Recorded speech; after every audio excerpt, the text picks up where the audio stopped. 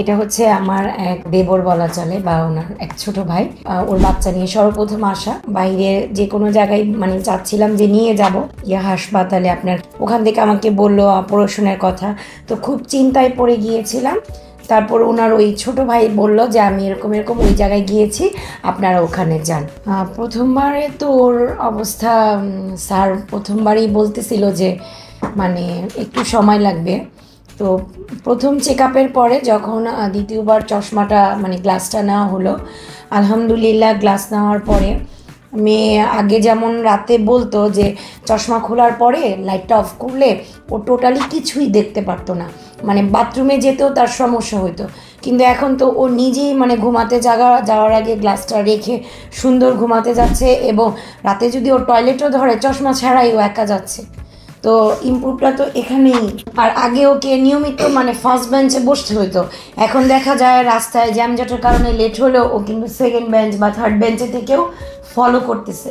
জি আলহামদুলিল্লাহ আমি স্যাটিসফাই, এখন বাকিটা আল্লাহর হাতে। এবং যারা এই ধরনের প্রবলেমে আছে আমি বলবো অল্প থেকেই যেন চলে আসে এখানে।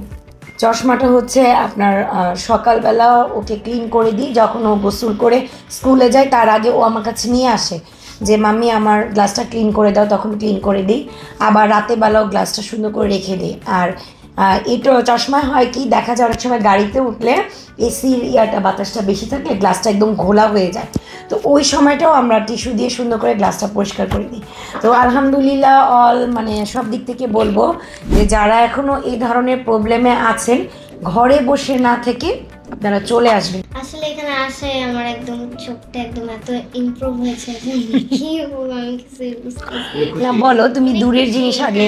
দূরের জিনিস থেকে আগে অনেক ভালো হয়েছে আমার, আগে অনেক দূর থেকে কম দেখতাম, এখন অনেক ভালোই দেখি। আসসালামু আলাইকুম, আমি অপটোমেট্রিস্ট গাজী রিয়াজ রহমান। তো ওর ভিশন চেক আপ করার পর দেখতে পারি এবং রিফ্র্যাক্টিভ এরর চেক আপ করার পর দেখতে পারি যে ওর মায়োপিয়া আছে।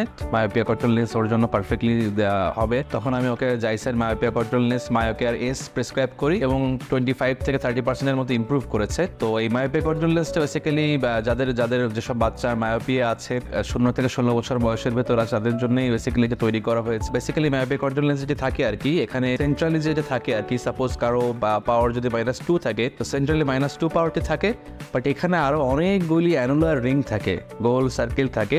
এগুলোর কাজ হচ্ছে আপনার পেরিফেরাল ডিফোকাস করা হয়। পেরিফেরাল ডিফোকাস ব্যাপারটা কি, এতে করে হয় কি আমাদের চোখের যে এক্সিয়াল লেন্সটি আছে সেটি যে গ্রোথটা আছে সেই গ্রোথটাকে আপনার এনহ্যান্স করে না, এবং পেরিফেরাল ডিফোকাসের কারণে আমাদের চোখে যে আলোক রশ্মিগুলো প্রবেশ করে সেগুলো রেটিনাতে না পড়ে রেটিনার সামনে পড়ে। এতে করে মায়োপিয়ার যে প্রোগ্রেশনটি আছে সেটি আটকানো সম্ভব হয় এবং বাচ্চাদেরকে চোখের দৃষ্টির সুরক্ষায় সাহায্য করা যায়। সুতরাং যেসব অভিভাবক আপনাদের বাচ্চার পড়াশোনা এবং ভবিষ্যৎ নিয়ে চিন্তিত হন, দৃষ্টিশক্তি যাদের প্রবলেম থাকে যেসব বাচ্চার আর কি, যেমন তারা স্কুলে যাওয়ার পর তারা ব্ল্যাকবোর্ডের লেখা পরিষ্কার দেখতে পারছে না বা তাদের হোমওয়ার্ক তারা প্রপারলি করতে পারছে না। অনেক সময় আপনারা মনে করেন যে সে হয়তো পড়াশোনা অমনোযোগী বা সে পড়াশোনা করতে চাচ্ছে না, অন্য বাচ্চাদের থেকে পিছিয়ে পড়ছে, বাট বেসিক্যালি ব্যাপারটা এমনও হতে পারে তার মায়োপিয়ার প্রবলেম আছে যার কারণে সে বোর্ডের লেখা দেখতে পারছে না এবং সে হোমওয়ার্ক করতে পারছে না, পড়ালেখায় মনোযোগী হতে পারছে না।